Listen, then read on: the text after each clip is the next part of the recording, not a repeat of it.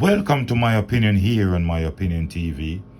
Don't forget to like, share, subscribe, click the notification bell so as soon as a video is released, you'll be one of the first to be notified. And this morning we want to talk about a shooting incident that took place in the busy shopping district downtown Kingston, Princess Street. And then we want to give you an update as it relates to the murder figures in Jamaica. First up, a youngster, Shadrick Dabidad, a 25-year-old vendor of Bedwood Gardens, was allegedly shot and killed during a confrontation with a licensed firearm holder on Wednesday. The incident occurred at about 8:40 p.m. on Princess Street. Now, based on what persons are saying, was that this man, Chadrick, accidentally scratched a man's car.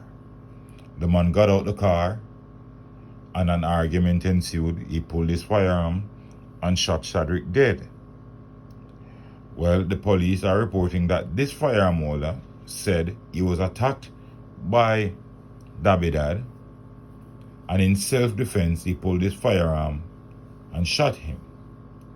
Now, persons are saying this is unlike Dabidad because he's a quiet, hustling guy that is hustling for his family, and he's well known in the shopping district in Princess Street. His entire family, even his younger brother and mother, do their hustling down there. And they are saying that his mother is distraught at this moment because of his killing. Now, my opinion is, even if this man scratched your car, the car is vanity. A car can be replaced. A car can be sprayed over. A man's life can't be replaced. Yeah? And no matter what the conflict was, if the police was involved, this situation could have been dealt with differently. Right? But we all understand and we all know in Jamaica these days, anger is the order of the day. We don't try to talk out our differences anymore. We believe violence is the only way to resolve any form of differences we have.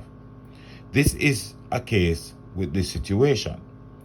Now, had Chadrick mistakenly, accidentally, or knowingly scratched the car, all this man had to do was stay on location, call the cops, someone would come and look.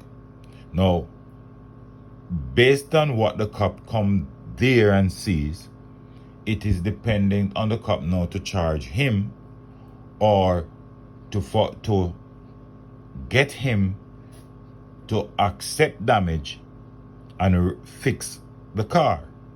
But instead, these men allow anger to boil over, and then a life is lost that can't be replaced.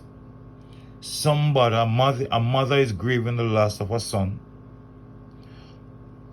An uncle is lost. A brother is lost. And all because of stupidness. All because persons wants to resolve their difference by aggression. And until we find ourselves trying to deal with our problems differently, there will always be a crime issue in Jamaica. I don't know what is in the food. I don't know if it's the heat from the sun or what. But it seems as if every single day you go on the street and you see an altercation with people, you can see the anger in their eyes. You can hear the anger in their voices. And very rare, you have some persons who will pass and say peace. Some person will try to diffuse the situation. However, you have a lot more people who is trying to create and make the situation explode. And then when the situation explodes, somebody is left grieving. Now, the police are saying eyewitness to this incident should contact them so that they can do their work and file a proper report. Now, here lies another problem. A lot of persons will come and quote unquote run their mouth on social media, say whatever they want to say, how the incident unfold, but yet still nobody has the balls to stand up and say, I'm going to be a witness, because this should never have happened. Nobody wants to be a witness. And we all know the justice system in Jamaica is heavily dependent on witnesses. So if nobody step forward, Shadrach's life will just go just like that, and the shooter will just live his life normally. Sad days, sad country, sad people. But you know what? I have faith one day it's not going to be like this. But let me know what you think in the comment section. The other story we want to look at is the latest murder figures in Jamaica. And this, the figure is cause for concern. Half of the year has gone so far. And up to yesterday, 707 murders were committed over the half-year period, the police data showed. This is 5% or 36 more than the comparative period last year. St. Andrews South Police Division leads the nation with 90 murders, followed by St. James. Kingston Western has 61, St. James has 82, St. Andrews South has 90.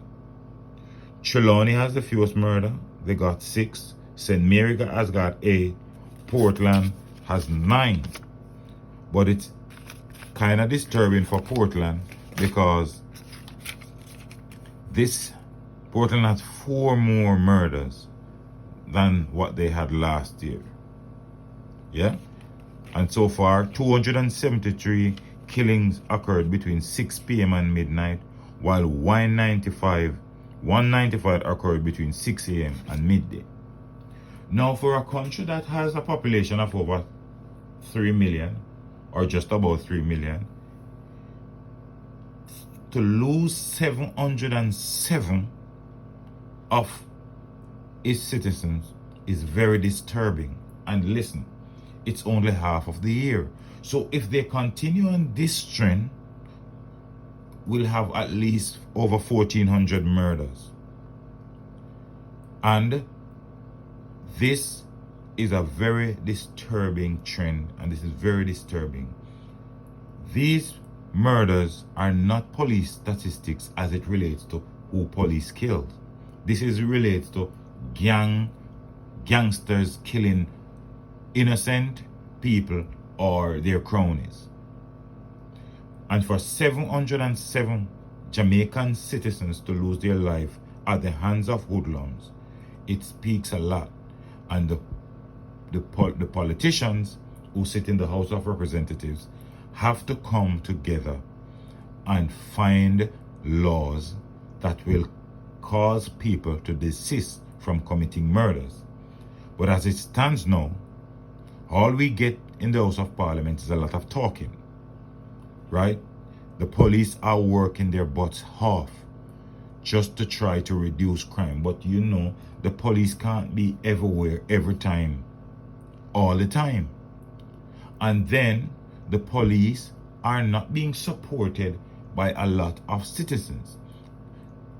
When the police kill some of these gangsters, citizens come out and they block road, they voice their opinion.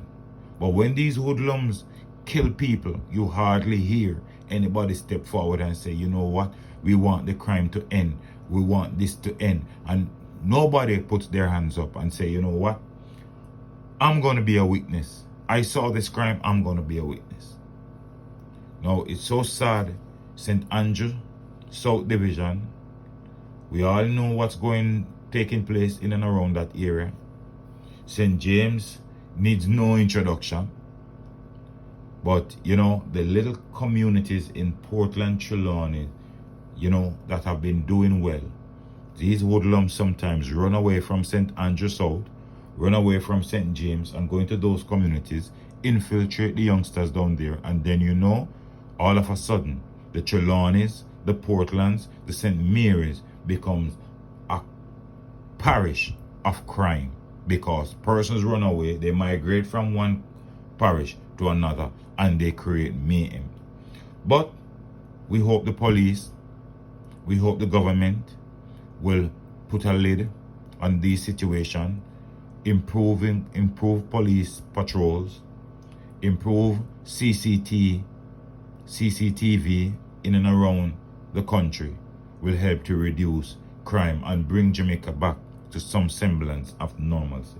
But let me know what you think in the comment section. Don't forget to like, share, subscribe, click the notification bell, so as soon as a video is released, you'll be one of the first to be notified. Until next time, stay safe, look out for the children, look out for a neighbor, look out for a loved one, and most of all, keep it locked on My Opinion TV.